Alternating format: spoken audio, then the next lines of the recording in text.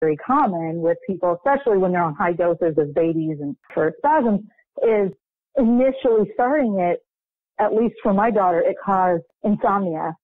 And she would sleep all day, be awake all night. And if you tried to even try to get her to sleep, she would just scream.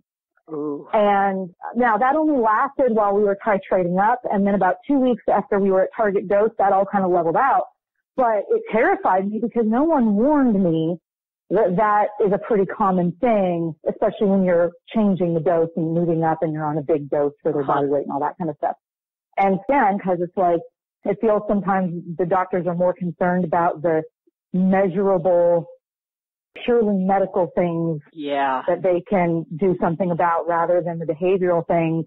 But here you are dealing with all the behavioral things, not the, of course, the medical. She was just screaming until like 2 a.m. every night. Like I could not get her to sleep. And again, it was short-lived. Mm-hmm. Once she got to the target dose and had been on it for a few weeks, that leveled out. But you had no idea. I had no idea. And then I found out later, that is kind of a common thing. And then I would see, people coming along with younger kids behind me having the same issue. And so there started to be more of a thing, people talking about that happening sometimes. It was never said to me. Yeah. Might have been helpful. Right. Yeah. I don't even remember. It's been so long, but I do remember them being sedated on the vigabatrin as we increased. But there was no information on that given. It's like, let's not try sure this what's going on here, but right. We're going to hope for the best and try to stay sane. But screaming till 2 a.m, that's mad making. Exactly. But the vigabatrin worked, so she got up to dose on that. And did you take her off the Topamax, or was that still on board? Well, see, that was another thing, again, why I'm a huge advocate for, get your child to a TS clinic. Yeah, absolutely. Because, I think a lot of us have stories of, being with a doctor who, the research is changing so quickly, and if they're not up to date on that latest research, in fairness to the neurologist, it's hard when you have so many disorders to consider. But our doctor was an older gentleman, and he knew that infantile spasms were hard to control, but he was so afraid of keeping her on vigabatrin. He wanted to get him stopped, and then he wanted to slowly wean her off. He didn't want to keep her on it. I said, well, okay, I'm not traditionally one to just go with whatever a doctor says without questioning it. Yeah. I hear you. Me either. But I also felt like in this world, I didn't know anything. In the world of epilepsy and all of that, I was in completely unknown territory. Right. And so you trust the doctor on some level. Yeah. So it was like, well, I know that you know this more than I do, so I'm just going to go with it. Right. Mm-hmm. And so what he actually started doing was he started weaning her off of vigabatrin and increasing the topiramate, the Topamax, when she wasn't having any seizures, and it wasn't for weight increases. It was just as a cautionary, but increasing it at every single appointment. Oh my And we goodness. were going very, very regularly because she was so young, every 2 weeks or something we were going there. And every time he would increase it, and he was like, well, we just really need to keep increasing this because these spasms are going to come back. But he wanted her off of the vigabatrin. And so he kept increasing. And I didn't feel right about it. And again, in other arenas of caring for my kids, I've had no problem listening to my mother's intuition and questioning a doctor if I felt they were doing something that I didn't feel was right for my kids. But in that arena, I just felt over my head, and so I didn't say anything for a long time. Well, of course. So I just kept You're in over your head. It. Also, just seizures in general really scared the hell out of me. I was like, okay, doctors, you know what you're doing here. So I hear you. Yeah, exactly. And so I just felt like, you know what? I'm still on a very steep learning curve. And so I don't feel right about this. This doesn't seem to make any good scientific sense to me, but you know what? I'm going to go with it. Right. And so we did that. And I started noticing, probably a lot of people know, there's a ton of side effects with with topiramate and potential side effects. I didn't want to say that. And we got all of them. Yeah, I don't know how much of that I'm supposed to say, but let's just be honest. Well, no, I think I do like to bring up the meds because I think it's helpful for others. You know, not everybody has the same experience with each med. Right, of course. But I think it's helpful just so people know that this is a possibility and it may happen and you can look out for it. I think the boards on Facebook stuff are really, I wish they were around when my kids were little. Right. Well, and honestly, like, and I know not everyone has the same experiences, but like almost every side effect you could get with this drug, we got. Oh boy. Yeah, Topamax was not good for us. I will say that. Well, see, the only thing I will say she didn't get, and probably just because she was getting so many fluids because she was nursing exclusively at that point, we didn't get kidney stones. But virtually everything else, sweating, the loss of developmental skills, the few words that she could say, we lost. All of those things, she just kind of became a blank slate and she was less responsive to us and just kind of felt like flat, affect. Oh, I know. And I was noticing this happening more and more with each increase. Yep. And then at a certain point, she was maybe 16, 17 months, something like that. Or no, maybe a little younger than that. But she had her first tonic-clonic seizure. And then she started having atypical absence seizures. And then she started having what looks like some type of spasm activity going on. And all of these were starting to happen more and more often. And up to that point, the only seizures that she'd had were infantile spasms. And so And she was on the Topamax. She was, yeah. Well, and then when those seizures started, they added on Keppra. Which didn't do anything. She was young enough. We didn't deal with a ton of the rage that can happen with that, but we did add on the Keppra and then B6. And then I think when those other symptoms started showing, he said, she may have Lennox-Gastaut. So they added Banzel. And then I think they also added clonazepam. So it was just this like cascade of having her so drugged just because they were so afraid of vigabatrin. Right? And none of it was working. It wasn't doing anything other than giving more side effects and not stopping the seizures. And in fact, the seizures were increasing. And at her highest level, and this was right when we were about to move to Nevada, so we were going to be getting a new doctor anyway. At her highest level, she was at 200 milligrams of topiramate, and she was like 25, 26 pounds, something like that. I mean, it was like near toxic. It was really huge levels. Oh, man. Of this medication that she was on, in addition to everything else that she was on, right? Yeah. And she also started having head drop seizures as well. Oh, my goodness. And so all these things were happening. And, I finally got to the point where I told the neurologist, you give me a schedule to wean her off of the topiramate or I will do it myself. I don't blame you. Oh, yeah. Because I'd already asked.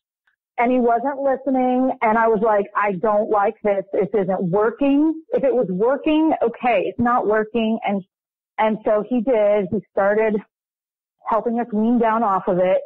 And then at that point, I had seen something online about brain surgery. Dr. Weiner years ago, and one of my friends in the TS community was on an episode of The Doctors. And they're talking about TS and epilepsy surgery unique to TS on The Doctors. And I had seen it somewhere. Someone shared the YouTube clip. So then I started researching these things. Yes. Oh. Yeah. Huh. Yeah. A family in our TS Alliance community was on there. This was many years ago. Oh, and it was, when Dr. Weiner was still at NYU and was talking about these things. And so at that point, I was like, well, clearly drugs aren't working. Like, let's look into this. Yeah. And sure. I mentioned it to her neurologist who scoffed at me. What's that? Mr. Topamax? Yes. And so he looked at me, he scoffed, and he said, they don't do brain surgery on TS patients. Oh, boy. And I said, well, unfortunately, I beg to differ because I've read about that this has been done. And he looked at me, and I kid you not, he said, well, I think you need to stop getting your scientific information from Oprah. Oh my goodness. And so this is a new one. I have not heard this Yeah, because I had mentioned seeing this video on TV on the doctors and, that I'd read about it. So he immediately jumped to Oprah. He jumped to Oprah. Of course, I was reading studies from UCLA, NYU, Wow. but I got it from Oprah. So of course then we were getting ready to move anyway, so I knew we'd be getting a new neurologist. But before we had our last appointment, and I printed off all of the studies that had been done. Did you? Both at UCLA and NYU on epilepsy surgery, particularly in TS patients, particularly multifocal, multi-stage surgeries. And I gave those to him. And one of those had Dr. Orrin Davinsky in it. And as soon as he saw that, he goes, "Oh, Dr. Davinsky, well, if you end up going there, tell him that I said hello." And I was like, heck? Okay, all right, dude. Yeah, I'll do that. Yeah, I'll give him the inside scoop. Yeah. Right. So that was the end of our interaction with him. So we moved to Nevada. We got to, there was no clinic there, but thankfully we were with an epileptologist who had trained at the clinic in Loma Linda. So he'd seen a lot of TS patients. He knew about the treatments available, and he instantly said, "I agree with you. These meds aren't working." He helped us wean her off of all the others, Pyramate being the first one, and started her back on vigabatrin, and she's been on it ever since. Huh. Incredible. How different, night and day between someone that's really knowledgeable about TS and then someone that's not. And within 2 weeks of starting the vigabatrin back up, all of her seizures, of which she was having many and many different types, disappeared. Wow. It was like on the 2-week mark, she just woke up one day and didn't have any more seizures for a period of time. Yeah. I mean, for that period of time, yeah. Yeah. Wow. Yeah, that's I haven't heard that intense of a problem with all the different types of seizures and then those meds that really are not necessarily the best for TS patients. She got the brain surgery? Is that? Yeah, so we ended up, she was seizure free for a while and then she started having partial seizures that would come through. Like she was, maybe 2. She started having partial seizures, and these were smaller and didn't last very long, but she was having many of them every day. And we already knew these other meds didn't work. The likelihood of adding on more meds was unlikely to help statistically. We already had her on vigabatrin, and so we started looking at brain surgery options. The hospitals in Las Vegas at the time were not set up for ped patients for multi-stage epilepsy surgery. And they had only recently started doing it there for adults. And so she had disability Medicaid, Nevada disability Medicaid. And so we had to look at other states. And of course, the first we looked at was UCLA because it's closest. And long story short, other states did not want to take her Medicaid. Really? Due to just I guess it had to do with what Nevada was requiring for them to sign on the contract. Oh, interesting. And they were not. I mean, even places such as where I am now that take people from other states regularly and other Medicaids regularly would not agree to it. Did you look into Massachusetts just out of curiosity? You know what? I went through so many. I went through Boston Children's, NYU, UCLA, Houston. Wow. Houston Memorial Hermann. They didn't have a clinic at Texas Children's yet. Seattle, Chicago, Cincinnati. Oh, yeah, macro. Miami. I went through it. I spent almost 2 years regularly calling, and the reason it took so long is because I would go to one that would say, "Oh, absolutely, we can do it," because they did it with other states regularly. And we would go through the process. We'd spend a month or whatever trying to get it approved, and then ultimately they'd come back and go, "I'm sorry, the hospital just won't let us approve this case." And so then we'd have to start over with a new one, right? So in the meantime, she was having seizures every day and, was nonverbal and whatnot. And we were just, make it through. And interestingly enough, at a certain point, I got really desperate and I was like, you know what? I'm just going to go through the clinic list on the TS Alliance website. I'm going to start alphabetically at the top and I'm just going to call every single one of them. And it just so happened Birmingham Children's of Alabama was first alphabetically.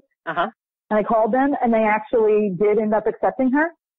Wow. And, you know, I'm a Midwest girl. Like, I just have not spent a lot of time in the South, you know, and maybe this is my own stupid prejudices. It's just the South never occurred to me. It just didn't. It wouldn't have been my first guess either.